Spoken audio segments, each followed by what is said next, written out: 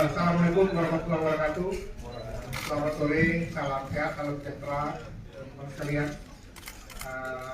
Terima kasih sudah hadir di Komnas HAM untuk kembali melakukan liputan terkait kasus tertembaknya Brigadir Yosua yang menarik banyak perhatian di tingkat nasional. Nah, perlu kami sampaikan pada hari ini, bagaimana dijadwalkan minggu lalu, kami mengundang Dokes untuk meminta informasi keterangan terkait dengan penyebabkan jenazah Brigadir Yosua yang tadi sudah dilakukan sekitar jam 1 kemudian baru saja kira-kira 10 menit yang lalu selesai. Tim dari Dokes didampingi tadi siang diantarkan langsung oleh Pak Iwasum, Pak Kabar, Interkam, dan juga Pak Adit Humas serta beberapa jajaran Mabes Polri lainnya. Sekali lagi ini menunjukkan bahwa tim Mabes Polri sebetulnya sangat terbuka untuk menjelaskan semua peristiwa ini, terutama kepada Komnas HAM yang memang sejak awal ketika Pak Wakapolri, Pak Iwasum, dan Pak Kadif Humas yang hari datang dengan Jumat yang lalu saya kira datang ke sini. Sebelumnya juga kita bertemu dengan Pak Kapolri di kantor Mabes Polri. Kami waktu itu meminta dengan sangat bahwa Komnas HAM tentu sangat berkepentingan dan punya kemauan untuk melakukan pendidikan sesuai dengan mandat undang-undang kami. Tentu kami akan lakukan secara mandiri, tapi kami memintakan pada waktu itu adalah transparansi dan akuntabilitas. Itu syarat yang kami mintakan pada waktu itu. Diyakinkan pada kami bahwa itu akan dipenuhi, dan tentu saja akuntabilitas, transparansi itu disertai juga dengan aksesibilitas. Jadi kapan saja kami katakan itu, kapan saja Komnas HAM kalau kami membutuhkan informasi dalam kaitan dengan pekerjaan kami, tugas kami sebagai Komnas HAM, kami meminta supaya diberikan akses yang seluas-luasnya. Dan waktu itu dijamin. Nah, beberapa hari yang lalu kami mengundang tim Dokes datang kemari dan sebagaimana dijanjikan tepat pada waktu itu datang dan sudah memberikan keterangan seluas-luasnya kepada Komnas HAM. Kalau nanti masih ada kami ingin tanya lagi, masih dibuka kesempatan. Tapi tadi sampai selesai pertemuan, kami merasa bahwa keterangan dari tim Dokes ini sudah sangat komprehensif, dan nanti hasil-hasilnya akan kami olah, kami padukan, cross-check analisisnya dengan hasil-hasil yang sebelumnya kami dapatkan, baik dari pihak keluarga almarhum Yosua maupun dengan ahli yang kami undang biasa sebagai pendamping Komnas HAM dalam melakukan pekerjaan-pekerjaannya, pekerjaan pendidikannya, supaya mempermudah kami nanti untuk membuat kesimpulan, membuat rekomendasi dengan bantuan dari ahli. Nah, semua bahan-bahan sudah kami kumpulkan. Tadi seperti janjikan, kalau kami membutuhkan lagi bahan-bahan tambahan, masih tetap diberikan ruang. Karena itu tentu sebagai pimpinan Komnas HAM, saya ingin mengucapkan terima kasih yang sebesar-besarnya kepada tim Mabes Polri, terutama khusus pada tim Dokes ini yang sudah bersedia hadir dan memberikan keterangan kepada kami. Selanjutnya kami nanti akan melakukan tahapan-tahapan yang lain. Tadi sekali lagi kami mintakan melalui media yang hadir, tolonglah kita semua ini ya mengikuti tahap demi tahap proses penyelidikan dan penyidikan. Saya katakan penyelidikan karena Komnas HAM kalau pada tahap penyelidikan saja. Tapi Mabes Polri dengan tim khususnya lebih jauh dari itu nanti akan melakukan penyidikan. Sudah melakukan penyidikan. Nah, marilah kita ikuti tahap demi tahap itu. untuk kemudian setelah seluruh tahapan-tahapan dipenuhi baru bisa dihasilkan satu kesimpulan mengenai peristiwa yang menarik perhatian semua pihak ini, termasuk pimpinan negara pun memberikan perhatian supaya didapatkan satu kesimpulan yang terang benerang, pasti, dalam arti pasti karena berdasarkan data-data, fakta-fakta yang akurat, bukan berdasarkan asumsi, dugaan dan lain-lain.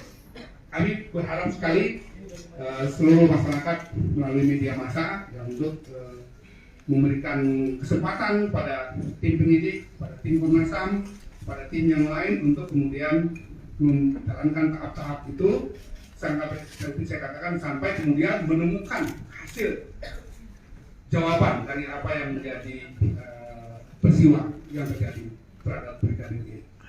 Sekali lagi itu harapannya supaya kemudian titik terangnya didapatkan, apa yang menjadi kebenaran menjadi tampak di hadapan semua kita, terutama kepada pihak-pihak yang terkait langsung, keluarga misalnya, atau siapa saja, dan juga kepada publik Indonesia, karena tentu saja proses penegakan hukum itu tanggung jawabnya juga kepada publik kita secara menyeluruh.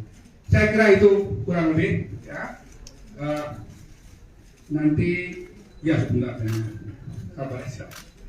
Selanjutnya mungkin saya akan minta Pak Anam sebagai ketua tim pemantauan pendidikan kasus ini untuk menambahkan beberapa hal.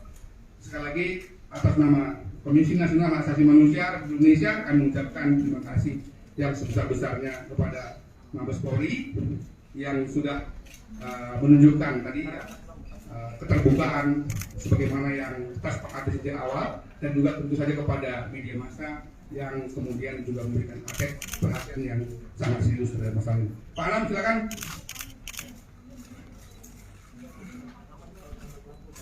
Ya, terima kasih dan terima kasih kepada teman rekan-rekan kepolisian.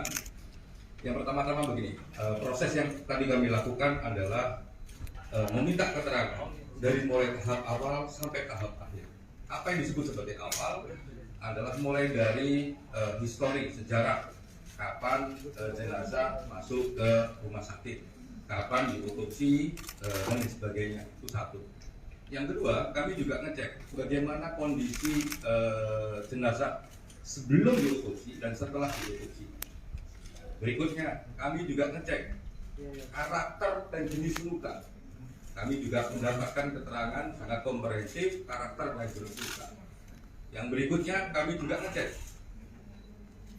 posisi luka itu memiliki sudut dengan karakter sudut tembak kayak apa. Itu juga kami dikasih keterangan yang sangat-sangat komprehensif, gitu ya. Ditunjukin buktinya, ditunjukin logikanya, ditunjukin karakter kenapa ini begitu, kenapa ini enggak seperti yang lain, gitu. Termasuk misalnya kalau dalam publik misalnya ditanya ya, kenapa kok ada beberapa luka di wajah, itu juga kami telusuri dengan sangat detail. Kami juga minta pembuktiannya kayak apa, ditunjukkan pembuktiannya, dan ditunjukkan logikanya, ditunjukkan cara bekerjanya, misalnya kayak luka di hidung, di mata dan sebagainya, ditunjukkan. Termasuk juga misalkan kalau di publik ada penilaian soal dijerat atau tidak, kami juga cek soal itu. Jadi kami memulai ngeceknya dari posisi jenazah ketika datang, ya, belum dimandikan sampai selesai otopsi itu semua kami cek, nggak ada yang kelewat. Bolak-balik kami cek, kami tanya ini bagaimana posisinya, ini bagaimana posisinya dan sebagainya. Dan itu salah satu yang mendasari adalah hasil kerja kami ketika kami mendalami kepada pihak keluarga. Yang kedua juga kami dalami dengan tim ahli kami. Yang itu yang kita punya pertanyaan-pertanyaan ini penting. Oh ini jejas, oh ini luka, oh ini dan sebagainya dan sebagainya dan sebagainya. Itu semua tadi kami dikasih akses yang selebar-lebarnya, yang seluas-luasnya, termasuk juga mengulang-ulang beberapa soal. Coba ini dibuka lagi supaya jelas, coba ini diterangkan lagi supaya jelas dan sebagainya. Nah itu semua kami lakukan dan kami terima kasih kepada teman-teman dokes, tadi didampingi juga oleh tim sus gitu ya, sehingga memastikan bahwa Komnas HAM bisa aksesibel terhadap semua informasi terkait peristiwa dan sejarah otopsi yang sudah dilakukan. Jadi kalau teman-teman nanya, ngecek nggak soal waktu, kami cek detail. Ngecek nggak soal luka, kami cek detail. Ngecek nggak soal kenapa akibat luka, kami cek detail. Gitu ya. Terima kasih banyak. Nanti kita doorstop. Gitu? Tanya jawab ya. Terima kasih. Aplaus untuk kita semua. Besok Komnas HAM ada pemeriksaan. Tunggu setelah maghrib pemberitaannya. Terima kasih. Makasih ya.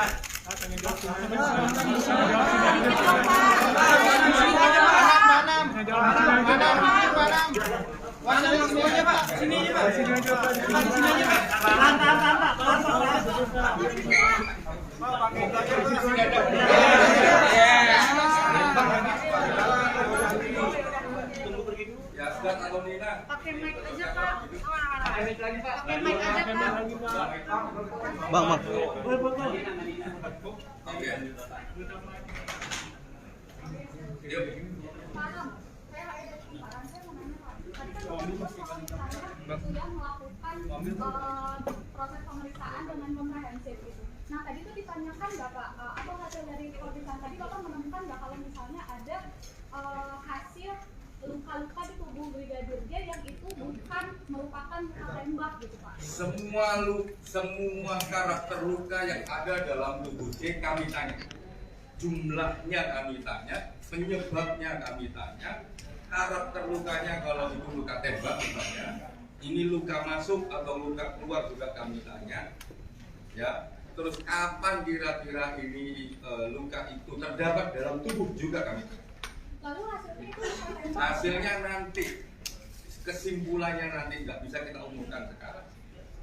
Tapi apakah sudah merujuk pada kesimpulan Pak terkait dugaan luka itu penyebabnya apa? Kalau ditanya apakah dengan proses awal dari informasi dari keluarga, terus informasi dari keluarga kami juga perdalam dengan ahli yang kemarin kami undang untuk diskusi pendalaman. Ya, habis itu ketemu dengan dokes dengan melihat posisi jenazah sebelum diotopsi, ya sampai selesai diotopsi. Kami punya catatan yang sangat-sangat mendalam. Kalau kemarin kan cuma mendalam saja, ini sangat-sangat mendalam. Kalau ditanya apakah kami bisa menyimpulkan secara proses yang harus imparsial, yang harus komprehensif, kami tidak dibolehkan untuk menyimpulkan sekarang.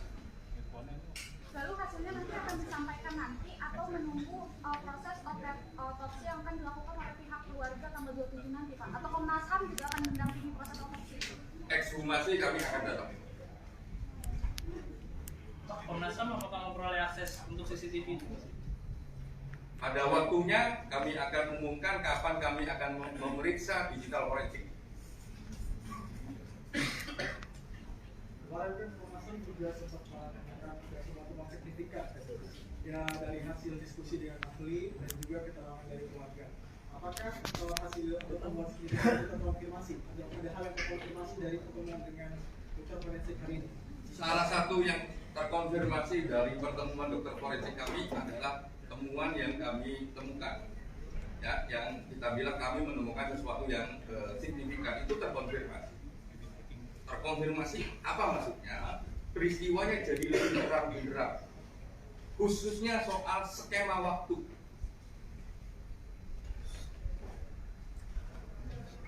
Skema waktu kematian Pak? Tentu saja skema waktu kematian.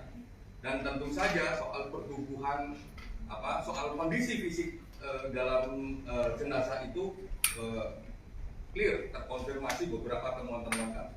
Pak, apakah ada perbedaan dari yang ditemukan oleh Komnas HAM dengan kepolisian tadi, Pak? Dengan kepolisian? Itu nanti kami jelaskan di kesimpulan. Pak, juga sebelum dewasa Brigadir J kan sempat terjadi adanya ancaman seperti pembunuhan Pak dari orang misterius. Nah, ini tanggapan dari Komnas HAM ini gimana? Sekarang kita lagi ngomong dokes. Pak, nanti kita sudah Ada waktunya. sudah memeriksa dari pihak ahli, dari pihak keluarga dan juga dari pihak tim forensik yang sempat mengotopsi jenazah brigadir J. Komnas HAM sendiri apakah membutuhkan keterangan lainnya lagi Pak untuk fokus pada dugaan luka ini penyebabnya Pak? Sepanjang yang kami peroleh terkait tubuh luka, ya, terkait tubuh luka, proses imparsialitasnya sudah kami lalui. Jadi di samping kami dapat dari keluarga, kami juga dapat dari pendalaman dari ahli kami juga dapat dari dokter. Oke. Soal luka secara proses imparsial sudah kami lalui. Sebenarnya kami juga bisa langsung menarik titik-titik kesimpulan. Namun demikian, karena masih ada proses ekshumasi, kami tunggu proses ekshumasi. Itu yang pertama. Nah yang kedua, apakah agenda Komnas HAM ke depan masih mempersoalkan soal luka? Kami kira soal luka berhenti di sini, ya, kecuali ada informasi yang lain dan kita tunggu juga hasil ekshumasi. Nah, mulai besok teman-teman tunggu.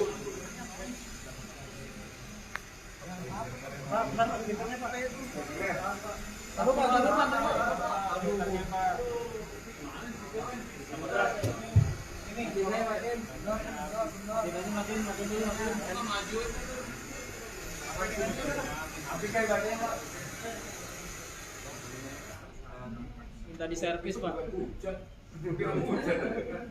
Oke. Gangguan teknis. Jadi mulai besok kami memang sudah keluar lagi. Nggak keluar Pak. Ini. Depan Pak kan? Belakang nggak Pak? Halo. Gini ya. Halo. Gini ya. Jauh Pak.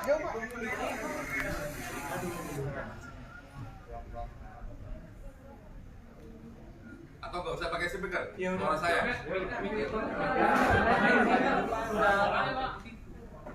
Hah? TV udah di situ Pak.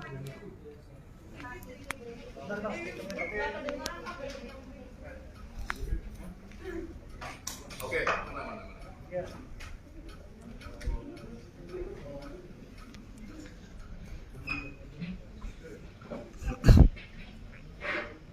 Satu, dua, tiga.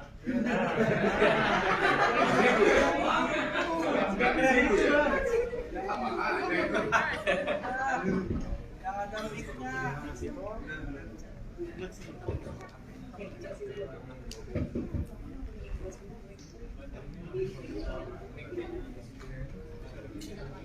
Untuk anggaran lagi Pak. Iya, anggarannya Komnas HAM kecil sekali. Tulis kawan-kawan. Cek. Sip. Aman.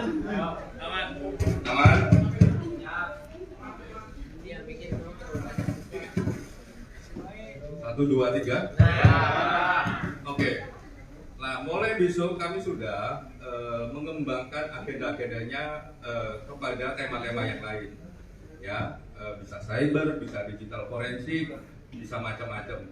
Untuk luka kami tinggal tunggu proses ekshumasi saja. Jadi mulai besok kami sudah transfer kepada gimana soal cyber, gimana soal digital forensik dan tema-tema yang lain. Nah, apa agendanya tunggu habis maghrib undangan resminya. Oke, ada lagi?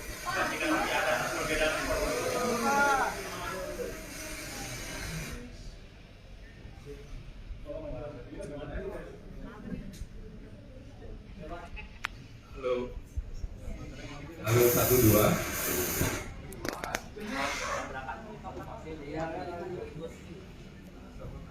Sekarang yang belakang juga bisa.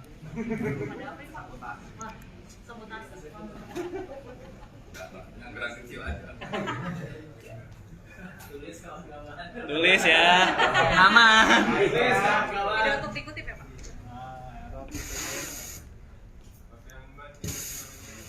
Iya masih. Halo, udah? Belum. Aduh.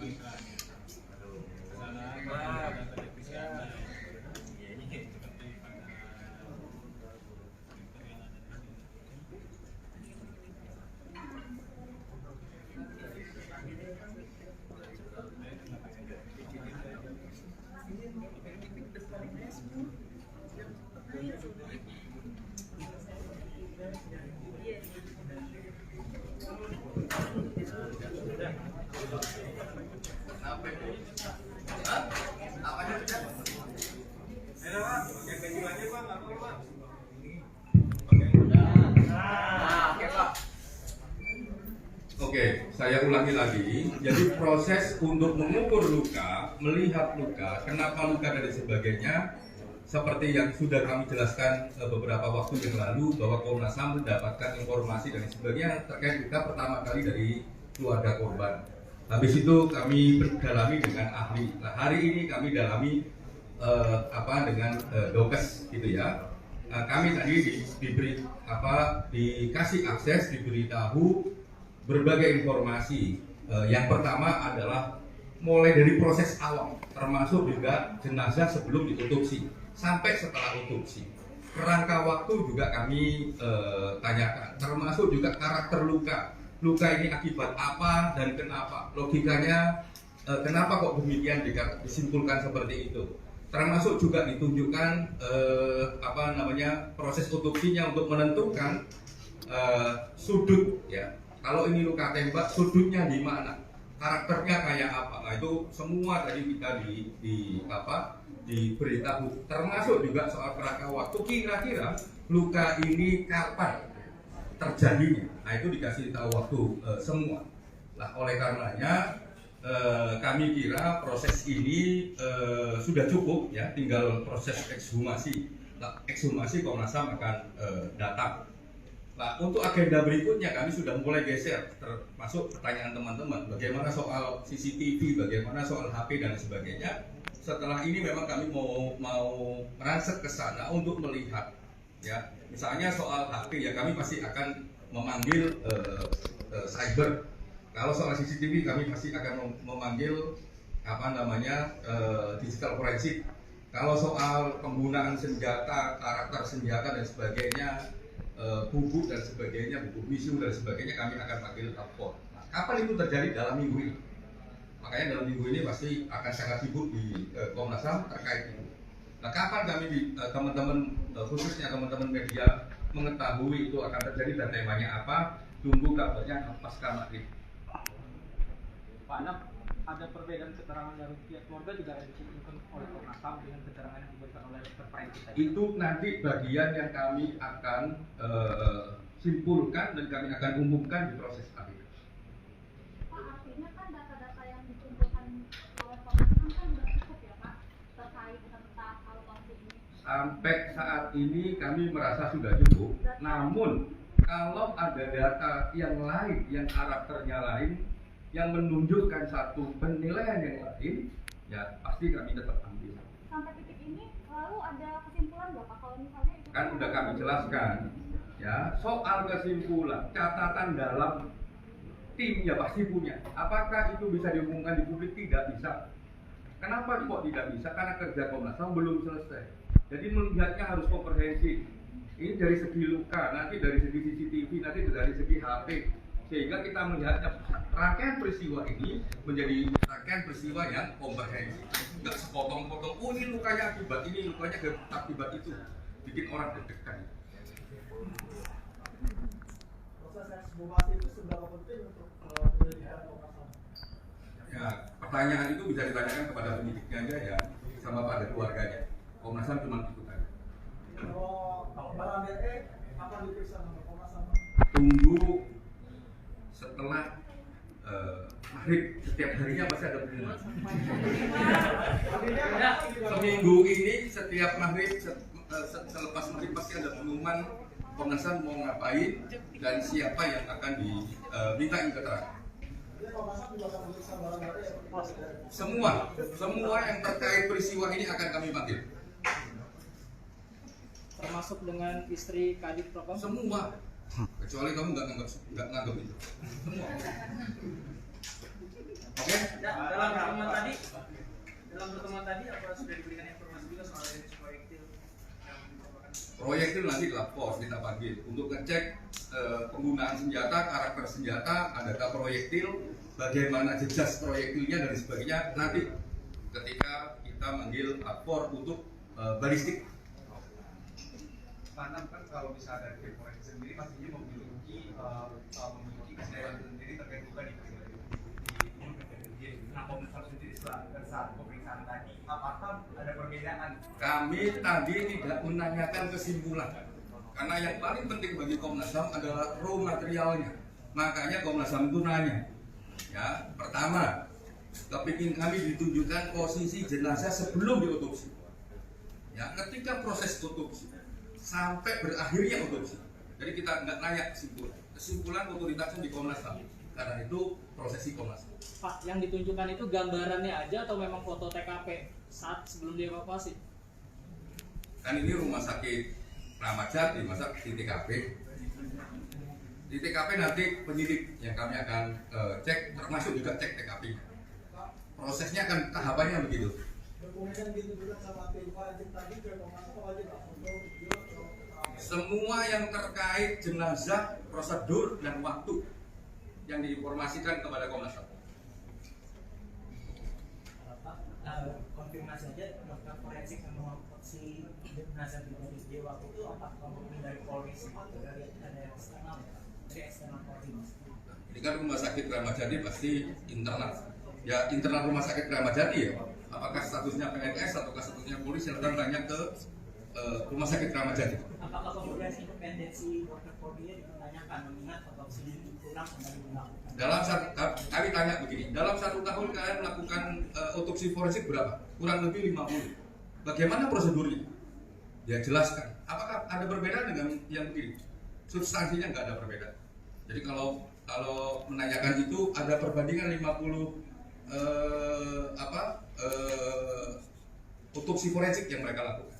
Pak, katanya Brigadir J tangan patah karena peluru. Kalau dari Komnas HAM emang bisa nggak sih tangan patah akibat peluru, dan dari tim forensik tadi ada penjelasan soal itu?